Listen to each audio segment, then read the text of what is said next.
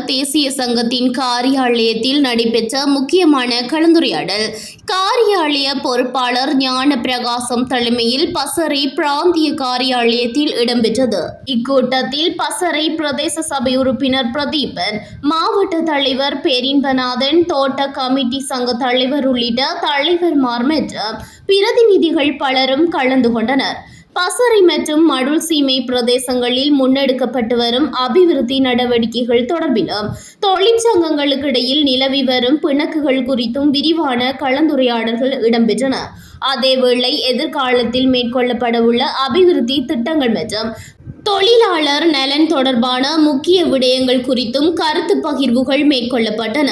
இச்சந்திப்பு பசறை பிரதேசத்தின் நிலையான முன்னேற்றத்திற்கும் தொழிலாளர் உரிமைகள் பாதுகாப்பிற்கும் முக்கியமானதாக அமைந்ததாக கலந்து கொண்டவர்கள் தெரிவித்தனர்.